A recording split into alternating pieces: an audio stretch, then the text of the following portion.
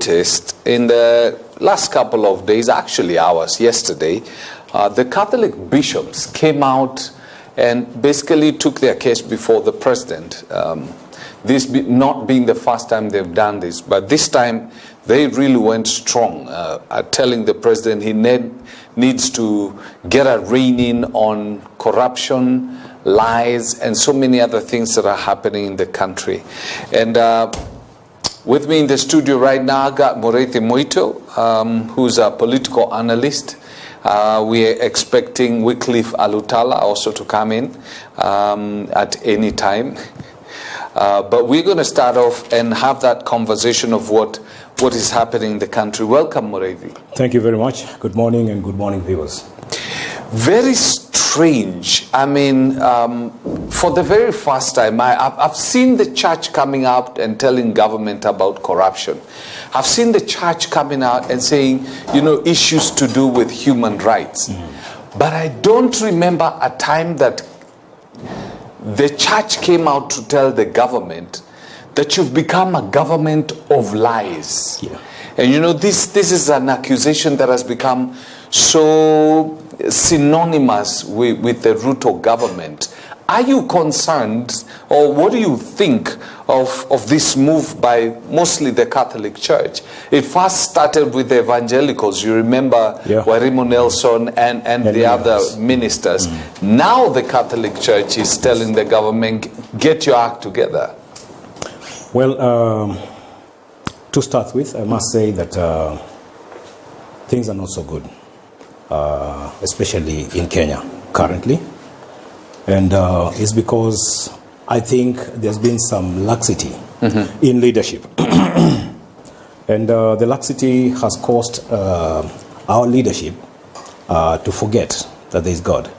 And they have sought for themselves a very comfortable zone, having accomplished very tough campaigns and elections, and they came and won. I think they thought now everything else can now be put aside, and that included God. But I think it's time.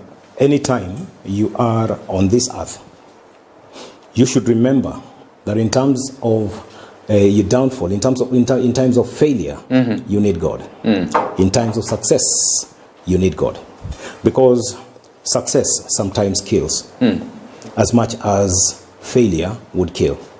Because failure will mean it will erode all your confidence, resilience, and all that. But are things that bad, really? Yes, coming to what is happening in the country right now.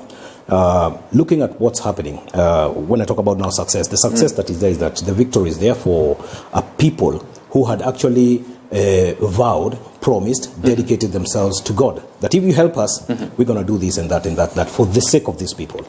And the church saw the true spirit that was in them that time. And so the church agreed with them. But I think maybe, I don't know whether we also failed in our application of the discerning power, which is through the Holy Spirit. But I think the good thing is that there is that quickening of the church into the reality. But are things that bad? Because, when you hear them speak, you think this country has gone to the dogs. Look at what is happening. Go to the health sector. We had all these scuffle about the Adani, the transition, and also the acquisition of the health sector by an individual who would have majority shares, Adani. It was an issue that has really, gotten beaten into, the lives of Kenyans. We're feeling it now. Because just this morning, we were pondering over the transition or the referrals to be done from a health center all the way to a hospital that is fully computerized. Yet you're using a computerized document. It's supposed to be a digital document, yet the dispensary does not even have a computer, a desktop. It's not even within the system. So how the referral is going to be done, and at what point are the details and data going to be transferred into the system so that they can become in sync with what is demanded by the chief, or whatever, So it's that complication there. Somebody may talk about. Isn't that?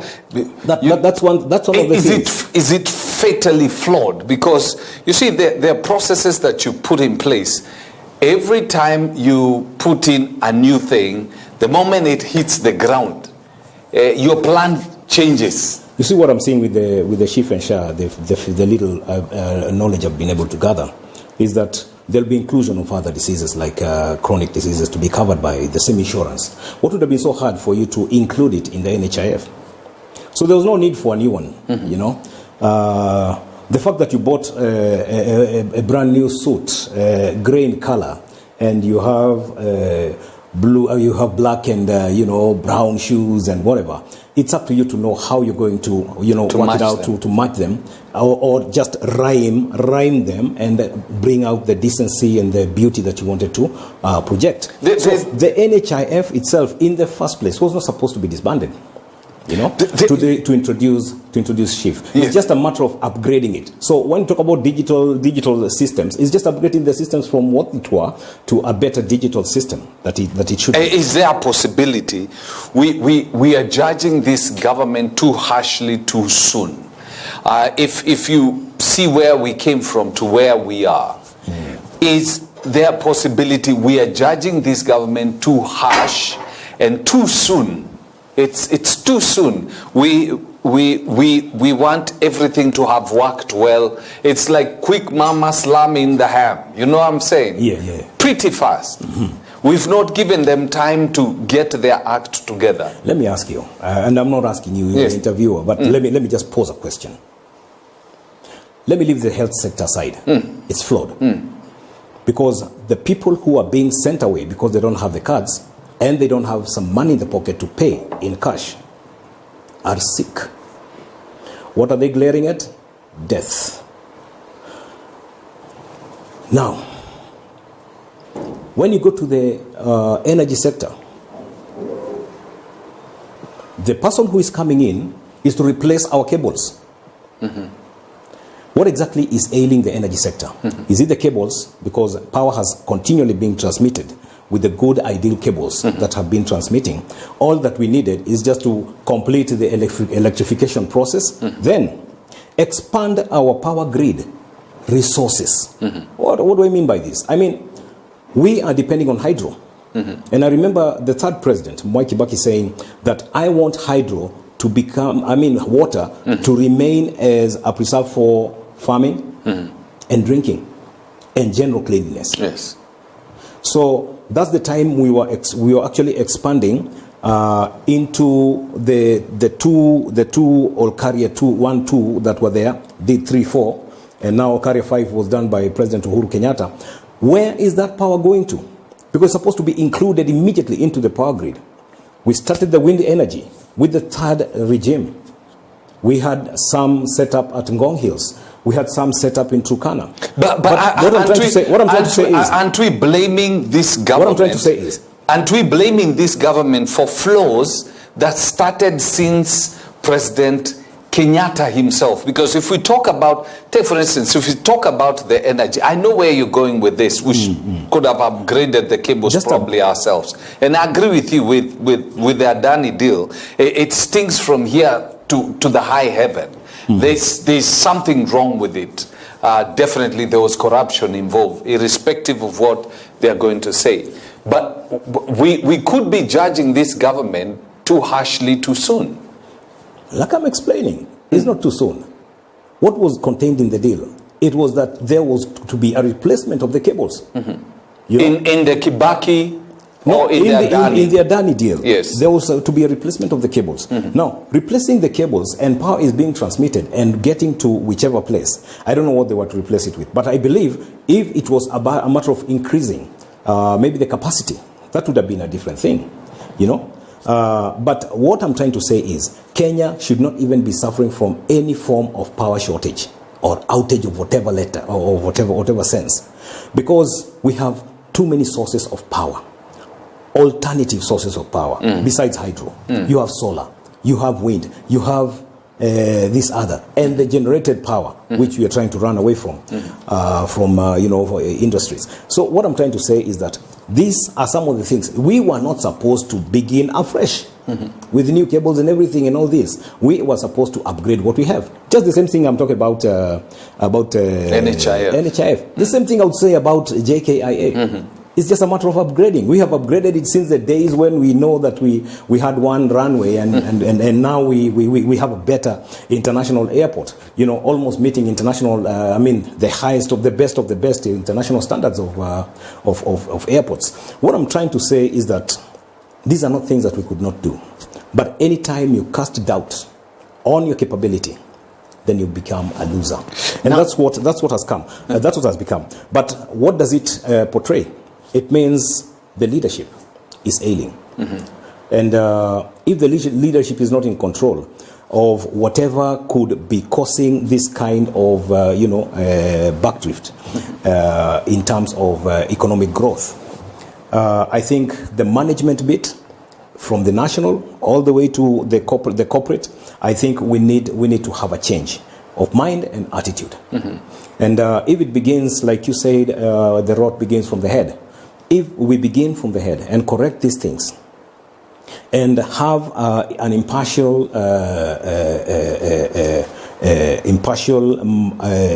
manner of, instilling the good morals and ethics in running all these government, investments, then I think we would have a changed country. Do you think the move by the church to now take on the government head-on, before the election, the church, a section of the church was said to be in bed with the government. Right now, things have changed, and the church has trained its guns on the government itself. This is, from your perspective, do you think this is where the church is supposed to be? These are the end times. And it's not a matter of just the church standing to be counted. It's a matter of believers to stand to be counted. So if you want to align yourself with the true gospel, you must stand to be counted. And if you represent the one we call the truth himself, I am the way, the truth, and the life. If I represent the truth, then I should stand for the truth and speak the truth without fear of contradiction or whatever. So this is where the church is right now. This is the last hit. And the church must be quickened. Must quicken to reality, because there were times even you could see mainstream churches, so-called mainstream churches, there's no mainstream church in the Bible, mainstream churches fighting evangelical churches. All these terminologies that we've come with them is just to cause that rift. The rift. Yet we all profess to be proponents of the gospel of Christ. It is until now they have realized if taxation is imposed on evangelicals, their tithe is no exception.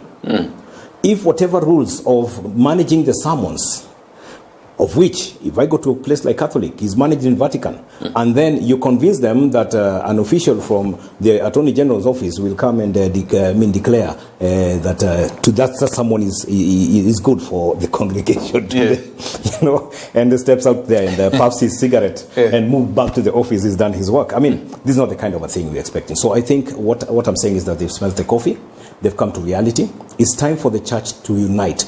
The church, I mean individuals. Individuals who stand for the truth. But these individuals come under certain umbrellas. Those are umbrellas. Yes, they come under certain, the evangelicals, now the Catholic bishops. They are human umbrellas. Yes. As per the scriptures, can't individuals you have, now, let's talk about the family. Yes. Can't you have these umbrellas coming together and speaking in unison? If they shed off their umbrellas and stand as individuals, then they'll speak like Christians, Christ-like. But if we shed off these groups, these management groups, and become individuals, then we will speak with one word. And that's why whatever challenges that are coming, they will strike us as individuals. And when we wail, we will wail as individuals. Yes. Because it is only the moment you wear that tight shoe that you'll know where it's biting. So as long as you haven't worn it, then you won't tell it. So what I'm saying is that this is something that is happening in the right direction. And don't blame the devil. God is actually awakening the church. To do what? To speak the truth. So this is the working of God. This is the working of God. For the whole lot that confesses Jesus Christ, to speak the truth and nothing but the truth. Yes. And that's it. So if you look at some of the things that the Catholic bishop said, they said that the government is out of touch with the people. Yes. Now, why in the world would they say that? Yet when you look at where we were economically speaking when the president took over, and where we are today, there's a huge difference. When he took over, we had maize mill was going almost 170 something, going almost to 200. Right now, it's down here. As in the things that got people really jittery, they have been managed.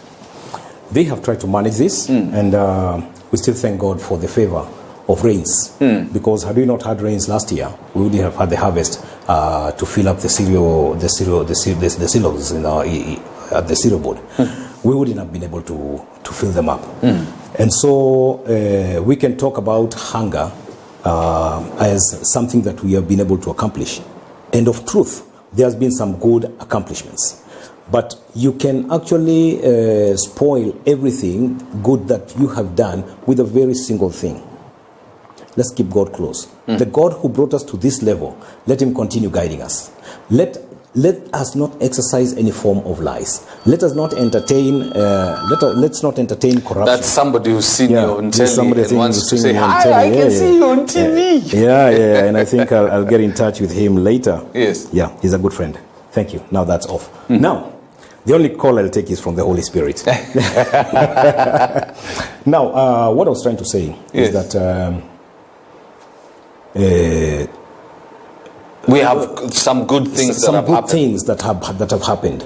We came in at a time when the government came in at a time when maize flour was at 250 shillings, and the lowest was at 230, regardless of the grade. Wheat flour was still way up there. And everything else, oil was beyond 1,000 and all. I mean, for a 3-liter jerrycan or 2-liter jerrycan was almost 1,000 shillings. Now, where we are right now, we stand at a better chance. But remember, just last week but one, Parliament agreed that the government can go for more loans without a threshold. Okay, what does it tell you? To whose wallet is it going to bite? Before we go to that, what I'm saying, if you listen to us, if you listen to the country, the church right now, it's like a wife who never, hails the husband for the good things that are happening in the family, but screams at the top of her voice about the negative things that are happening in their home. Yet there are good things. Instead of saying, hey, by the way, you've done well on this, can we look at this so that it does not become a war? Doesn't it sound like that? Because the church has not spoken about the good things happening. It sounds like that. It's only that they are complaining like a wife who is experiencing an absentee husband and absentee father. You provided all unga and everything that is needed, school fees and everything, but you're not there. You get the point? Or you don't feel me. You don't feel us. And that's what the government is being told. Please, skiza ground. Listen to what these people are feeling. Listen to, empathize with them where they are paining. Like when we were talking about health, we were saying both the affected person who is the sick, the infected person, and the affected person who is the caregiver, they're all affected. When they go back home, they're not able to pay the bill, and they're not able to access it. From there now, the lowest, because the lower level in terms of medical structure, to get to the referral level. Now, what I'm trying to say is that these are the kind of things that if the government would listen, then they would come up with better ways. So there are good things that have taken place. But when we were coming in as a government in in 2022. The project for housing, the 2-bedroom house, was supposed to cost 800,000 shillings, and it was explained too well that this would be the model and this is how it was going to be. Today, it's around 1.6 million. For the same guy you spoke to in 2022. Yes. So you see, when you hear issues of lies coming in, yet we were criticizing the houses that were going for 3.6, I think 3.3, 3.6 million. Now, we are still heading to that point. You know, because if we continue suffering this kind of inflation, then I believe actually talking about inflation, just to tell you how things have changed. Last year at around this time, inflation was at 7.9. Right now it's at 2.6. As in, there is a whole world of difference between 7.9 and 2.6. Yes, the inflation rate has gone down. New one is like introducing a new challenge over an existing challenge. You know, you've been seeing some young guy who's been going around exposing, projects that have stalled for the longest time. And these projects were started for the good of the people, but they were never completed. Yes. So if you come in with the little resources that you have, wouldn't it have been wise to first ensure that you deal with whatever projects that were there, getting to the people and get to understand, was this meant to benefit you? Yes, it was meant to benefit us. So do we complete it, or we begin a new one, bigger one, a better one, Yes. Modern? They will tell you. But this is not what happened. And that's where you heard the president say there was little done in terms of communication. And the president cannot do it by himself alone. Yes. You remember he was... So we kept the poor communication of the government projects, we can blame it on Rigathi? No. It's not an individual. We blame it on... it's not on one individual. We blame it on all individuals running institutions that ought to transmit this information. The deputy president is not a director in the Ministry of Health. And a director in the Ministry of Health is the one who is in touch with doctors, with the county government's health department. Yes. The county health department is the one that is in touch with the health center, the institutions of health. Yes. So you see, when you see it from that tree, then you'll be able to understand the blame, even what was actually meted on the deputy president, was uncalled for. Because he was not a publicity secretary. He was a personal assistant, he's the principal assistant to the president. Not a publicity secretary. Because we had the spokesman. State House spokesman, we have government spokesman, we have all these people to qualify whatever agenda. We have spokespeople in all ministries. There are people who are empowered to speak on behalf of the ministry. Where the Prime Minister himself, the CS, is not available. So communication failed from... This government suffers from a communication problem. Yes. Not necessarily a performance problem. Communication problem is one that has actually hampered their performance. Yes. Okay. Now... So if they improve on this, yes, then maybe things will be different. Now, talking about improving and all that, one of the things that is happening with this government is that right now, just the same way they kicked out Rigathi Gachagua, they're in the process of kicking out certain members of the party who basically were on the side of Gachagua, so to speak. We are talking about, Ndindi Nyoro, the MP for Kiharu. We are talking about the women rep Kiambu County. Yes. A number of, legislators are going to be shown the door. Yeah.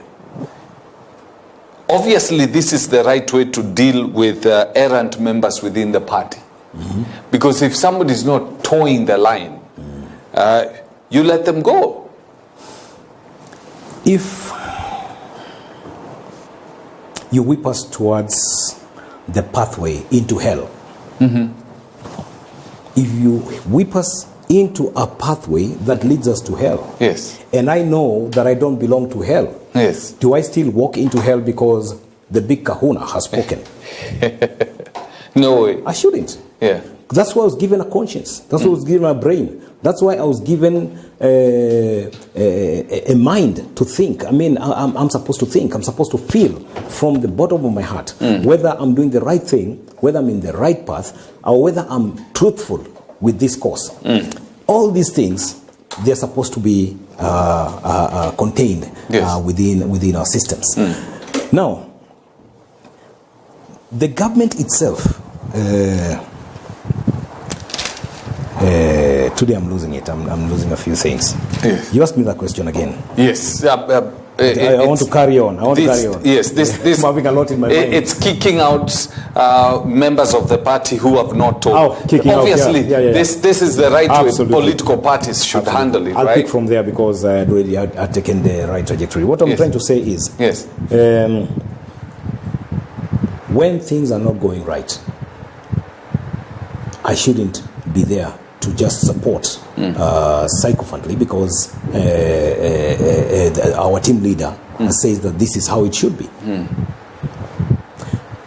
If the government has promised to improve the plight of farmers, and like now taking an example of what now the deputy president was expected to do, they check out the plight of the farmers and took it to a level where the former deputy president, where even he ensured that there are bills now that have been put in place, because when you legislate some of these things, they become legally effective, you know. And when you have made these bills and they happen to be just put somewhere catching dust in the shelves since March, like for the coffee sector, the tea sector, the changes in the tea sector, also the availability of resources and funding for all farmers, you know. These bills were supposed to be introduced a long time ago. But what covered the tea bill? We can talk about elections, but again we can talk about the Gen Z thing, the finance bill. Yes. Which is actually the one that is blamed on almost everything, you know. But it was a wrong finance bill, which had some lots of flaws, and it wasn't the best for the moment. Now, when you look at such, farmers were suffering. Yes. Okay, and it never changed. It is now that they are trying to introduce those bills where it had contained things like the guaranteed minimum returns. Yes. That you get paid a certain amount and it never goes below that, and the government will ensure that that's what happens. So if it was coffee, it was to get like 100 shillings per kilo, you know, guaranteed. Yes. Okay. So when you end up with 60, that's when you see the disquiet in the coffee industry. Is it the market industry basically controlled by the forces of demand and supply? I've not traveled much, but let me take an example from what I research over. If a kilogram of ground coffee in a UK store is close to 4,500 shillings, Kenya shillings, and try to see how many people are involved in this from the coffee auction, yes, or from the coffee factory, is around 4 or 3. Yeah, from farmer to the coffee, to the factory, agent. That's the NNA, yes, to the agent at the coffee auction. Yes, and the agent does packaging. You know, that's what most of them do. They do the packaging, so it goes straight to the shelf. So you can imagine if it's going at 4,000, how much would they have sold to the retailer? Yeah. Okay.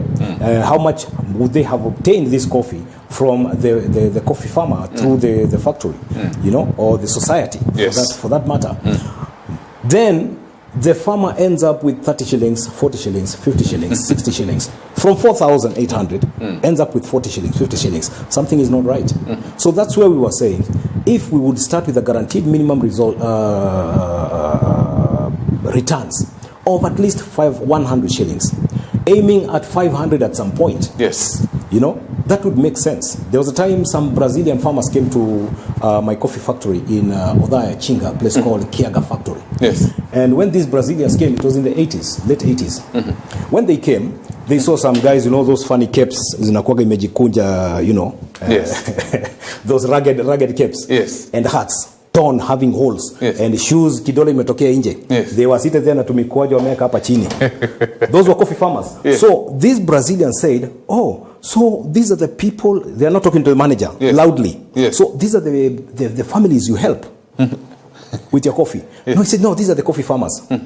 Do you know, they stood from their seats and threatened to walk away. Because they were expecting to see them. They have the least grade coffee, and they're billionaires. Yes. Coming to Kenya, which upgrades their coffee, they expected to see Range Rovers and yes, Rolls Royce and all these kind of guys coming to pack into that factory. They thought these are the kind of people they're going to meet, but they were so shocked. When they were meeting peasants. Yes, yes, they were so shocked that this is what was happening. And you know, by that time, that was around 1988, 87, 88. I remember my father went for, the coffee payment for the year. And the bonus. The bonus. And actually, it was the coffee payment. At least the tea farmers have got the monthly thing and whatever. That one you wait once. And I remember my father coming with a piece of paper written 2,000 shillings. That's 2,000? That's what you owe the factory. What? Yeah. You owe the coffee society. For a whole year you've been working. And they have your coffee. But you ought to cough out some 2,000 shillings. So 2,000 shillings in 1988. So you can imagine that's where the farmers have come from. So when they are told they'll get guaranteed minimum returns from the government, it was a very good promise. Now, when it's not happening, like I said, I think the government needs prayers. So because the problem really was never actually the deputy president. Yes. It's only that the deputy president would remind the president that this is what we promised. Why take this other course? Let's follow this one. Let's accomplish this. Then move on to the other direction. I think that's where they had this, the squabbles. Yeah. It's pretty interesting. When you look at some of the things that the Catholic bishops have also raised, the disappearance of individuals and the murders that are happening within the society. The people who are doing this are people who probably, I'm saying probably, we sit with in the pews in church.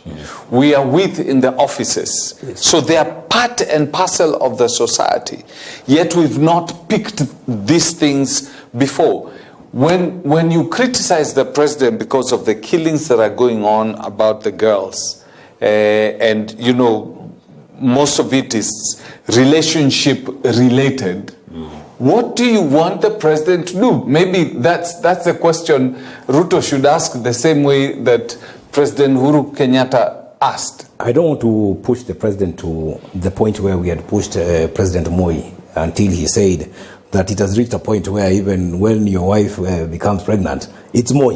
When it doesn't rain, it's Moi. Yes. When you sleep without food and you didn't go to work, it's Moi. Yes. You know, I don't want us to get to that point. Because we have relevant authorities that should deal with this. Yes. If you walk to the people out here and ask them, if you're secretly given protection, granted protection, honest protection, would you point out one or two or many of the criminals that you know? They can do that. They know. And the cops, some of these departments like the police, they know who the criminals are, where they hide out, where the hideouts are, and they know they can deal with this. They also have the technology, they're equipped. They can do that. Okay? But what happens? When a police officer is taken to the roads to manage traffic, he creates traffic. Like Joboro the junction coming into Rabai Road. It's just collection of bribery and everything, and it's open, so rampant. That means there is an area where they are expected to perform that they won't perform. And who's supposed to crack the whip?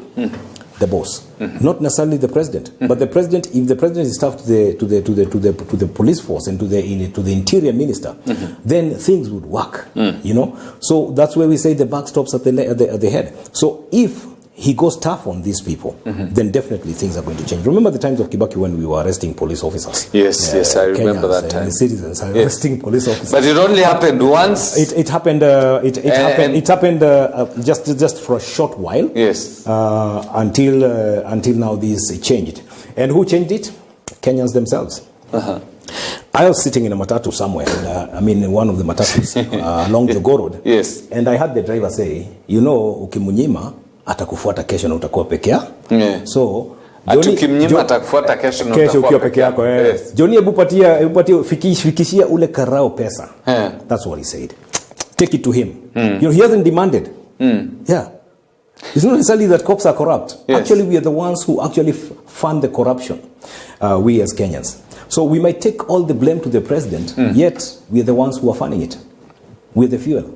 So now, in this case, when we are having our girls murdered, and probably there are fears that there may be an organ harvesting syndicate happening in the country. Every time I touch my phone, there's a girl, and mostly it's girls below the age of 26. Yes. There's a girl who is missing. Every time I come onto my phone, there's a girl who is reported missing by the family.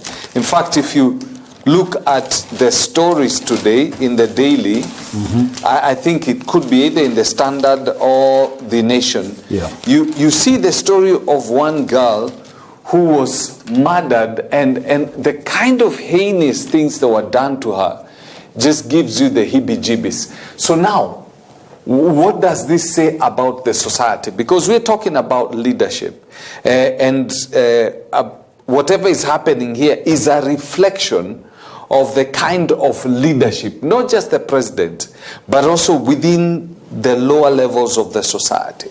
You brought it so right. Charity begins at home. How much time do we as parents have for our kids? What do we tell our children? What do we demonstrate? And I'm pausing. What do we demonstrate to our children? Because if what we do, they cannot emulate, then it becomes a problem. If I'm a parent and I can't teach my child morality and personally exercise morality, then you can expect the results to be fed from another source, and that would be the society. And the society is not as holy. The society is crooked. It's crooked. That's what I mean.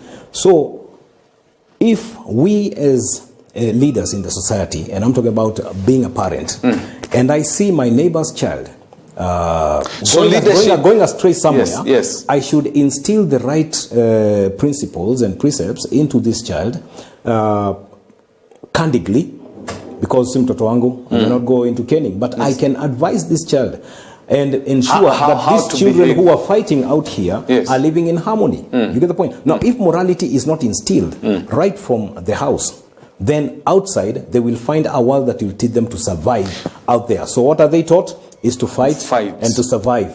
So you're saying the leadership level from the farm begins mostly at the family setup? Not mostly. It always begins at home. So it begins at home. And leadership is very interesting. It's influence. Let me ask us a question. Yes. Ask the men. Yes. We get home after 9 o'clock. We find our kids dizzy. At what point do I expect to find to create time? Do I expect to find some time with my children, who at 8 o'clock are supposed to be in bed? You know, society. I'm supposed to create some time. Either I wake up earlier and give them just a few minutes of my time, and any other time that you have some time, deal with them. Sit with them, talk to them, open an environment where they can talk to you. But what have we done? You get to the house. Oh, have you done your homework? Okay, wamekula, ndio. Wameoga, haya, siwende nyumba wakalale. That's not what they expected. They wanted first to jump on you. Fellowship with them. Fellowship with you, enjoy, your company. And all of a sudden, you are there coming in with the new rules. Okay, let's see some of our fathering. And some of the mothers nowadays, the young mothers. Yes. They get into the house. The first thing they check is the results of the English Premier League. These are the kind of foundations we are laying. So what happens? My old phone, I throw it to the kids. Chezangeni na hiyo. So when you enter your house, go to your phone. They go to their phone. So what is in the phones? Okay, understand. Morality and immorality at the highest level. and immorality is the one that supersedes. Yes. Now, if I'm not even guiding them on this one, so what do I expect to be the result? If you look at the murders that are taking place, you will hear, oh, there was some some drinking, spree or something, like this late case. Yes. Like they had a binge. Yes. And you see now coming to analyze this whole thing. Yes. You can tell that since she had given her parents that I'll be back in a few minutes or a few hours, yes. then all of a sudden it takes the whole evening until 11 o'clock, then things happen when you guys are drunk. It tells you that there's something we ought to do about morality, And secondly, I don't want to really, put my focus on the girl child alone. There are deaths happening everywhere. Yes. Okay. But now let me bring it to the senses of a spiritual understanding. These are the end times. And these are the kind of evil that we... These are the perilous time Christ these are the kind of about. evil. When you see the abomination of desolation happening, these things, bad things, evil things, people seeming as though they are senseless. When you see these things happen, then know that your redemption draws nigh. It's near. And that is where we are right now. These are the end times. What we should do is step up our prayer, step up our responsibility. How is the father now in these homes? Because if you look at what is happening, it looks like it's the girl child who's been targeted the most. And maybe it has everything to do with money, we don't know. But what is the father supposed to do in their house to, ensure that their girl child is not drawn in by this? I'll show you, the danger is not on girls only. But mostly girls. No, what has been hyped is about girls. What has been hyped? What has been so hyped by media is about girls. But our young boys right now, gone are days when dreadlocks were for, criminals or unkempt hair. Yes. Today, it's fashion. Yeah. So you wouldn't know who's... And your son walks away, and police officers are actually taking them away and harassing them. Others, these kind of abductions take place. But you're talking about a police officer harassing a child, a young man, because he has some dreadlocks. Yes. To them, that it's that a young sign boy, of criminality. Yeah. So you see, when we put our children to this kind of dangers, how are we it's putting a risky them? thing. What you're saying is that putting them to this danger is when we don't speak about it. In their defense, because I remember a week and a half, I stopped to watch the police officers harass one young man somewhere in the middle of CBD. I waited. They were dipping their fingers into his pocket, searching him. And you know what they used to do is that they would carry a piece of marijuana and put it in your pocket, then pull it out and say, you see uko na hii. Yes. So utapatia ile pesa yote uko nayo na uitisha wazazi pesa ile uko nayo umeshika na polisi. So what I'm trying to say is that even our young men are in danger, grave danger. Even the statistics, you look at the statistics of the abduction, the ones who've been abducted, you'll see that there are lots of young men who are actually in this thing. Yes. The worst bit would be, and this is what would have been a strategy in 2007, and I dare say so, the kind of rage and animosity against a community, like let's say the Kikuyu. Yes. There is the young men in the name of Mungeki, as in the crowd. Yes. The Kisis had Chingororo, and others had whatever in Taliban for the Luos. But the strategy that was to be implemented in 2007, before the president took steps and deported one of the guys who was a strategist, was just declare Mungeki illegal. So what does it mean? If you find a Kikuyu young man, and I'm saying this openly because that's how it would have been. If you find a Kikuyu young man with untied shoelaces, that man is a criminal, and that's it. So these are the kind of things, and that's how it's carried out. To intimidate, even right now, I fear that it wouldn't get to a point where a community is being intimidated. Because I know there is a massive walkaway from the UDA party, and also from, withdrawn favors for the president. So what you're trying to say is that Kenyans need to pray And when I say talk about prayer, when I say we need to pray for the leadership, so that wisdom, leadership calmness, at all levels, calmness, and all these, not to the president alone. We're talking about everybody, even those who are running those institutions, mandated to run the institutions. They are overwhelming the president with allowing or forcing the president to do their work.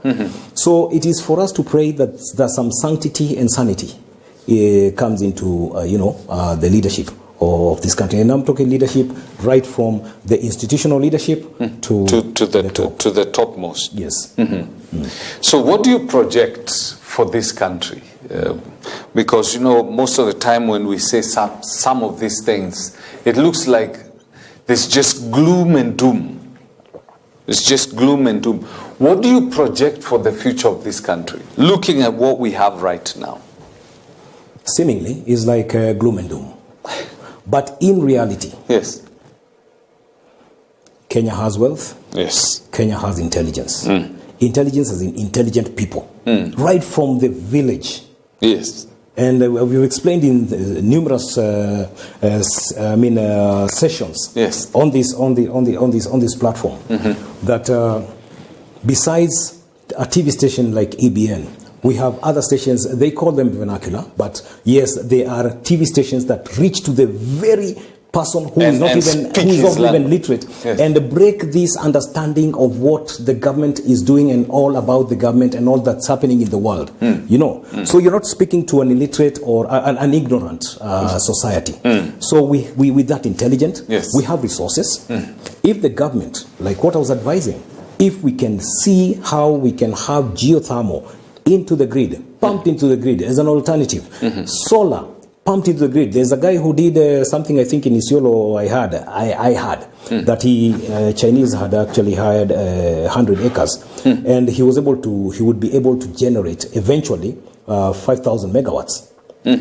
5,000 megawatts, and that's Kenya, a lot. And Kenya consumes only 4,000 megawatts. Kenya consumes only 4,000 megawatts. I mean, if that guy would have rendered Kengen obsolete. How do we kill such ideas? I go for shares as a leader, influential leader. Failure to which you won't thrive in this kind of environment. We won't allow you. So what I'm trying to say is that we have resources. We have oil in Turkana. Yes. Because we had oil, even if it was declared later that we don't have oil. Our oil does not defeat the market. So what we're trying to say is that these are kind of things that would explain how rich and wealthy the country is. We have a lot of resources. We are discovering coal in Ukambani, right here in Kitui. We are discovering gas in Narok. Yes. It's not a grazing land. We have. We've used it as grazing. Oh my goodness. So we have a lot. Go to the mining zone. Kibwezi all the way to the coast. Mining. Go to Lamu. We have oil in the ocean. So what you try to say is that if the morality levels would actually be a conviction of every Kenyan, then I think we would get to this point. And that's where good management comes in. Yes. That's where good leadership comes in. So we monkey see, monkey do. That's what is happening in the country. The monkeys are watching the monkeys at the top and then imitating. Yes. That's very unfortunate. That's what we always say. The only problem we have in Kenya at the time of elections is because another Kenyan will be elected. And he is the problem. 2027. We still have another Kenyan getting elected and come in the same but in a turncoat. Oh my goodness. Unfortunately, time is showing us it's kisogo, like the Kiswahili people would say. My. Your last thoughts? I would advise the church, especially, to wake up. This being a Christian station, I would say it's time we rise to the occasion, join forces, rather than criticize and fight against each other as institutions of faith, because you will see the NEMA coming to, infringe the privacy of the church in worship in the name of having noise, and our speakers are inside, but the Muslims are having them outside, at the highest point of the building, yes. and at the wrong hour, yes. and they scream to their Allah, and they say whatever they have to say at 5 a.m. or 4 a.m. So what I'm trying to say is that we don't have to fight them. We don't have to fight each other. It's time we tell the government with one voice, achana na imani, because there is freedom of worship. Yes. That's one. Two, let the government take it from what Moses was asked. What do you have with you? Stop planning about more debts, more loans, and you're not planning about how you're going to pay them yourself. You're planning about how I am going to pay with whatever I don't have. Breaking news, that's how governments operate. Yes. Yeah. And that's what I'm saying, is an evil way of running things. Okay? But the godly, wise way is to have you utilize what has been put in your hands at the moment. You don't begin to salivate on food that is on the plate, yet you have your mouth full. You first chew and swallow. Chew and swallow. Pole pole. And it will, so that this doesn't choke you while you're planning on this other one. It's time that Kenyans get back to default settings and you begin to move on. That's what I would ask Kenyans to do. But pray more, Kenyans, for your government, for your families, because if the rot begins in the house, then it means the nation will be dead as much. God bless you. Thank you very much, Mureithi. Well, with that, we bring the curtains down on this show. Remember, it's our actions are the ones that basically bring the kind of effects that we're experiencing. It's like switching off on the wall. If you put it off, the bulb will go off. If you put it on, the bulb will go on. Ideally, the bulb is not supposed to go on its own. There's supposed to be a cause and then an effect. So we need to establish what effect do we want and then cause it, because that's the only way we'll get that effect. So do have yourself a lovely morning. God bless you.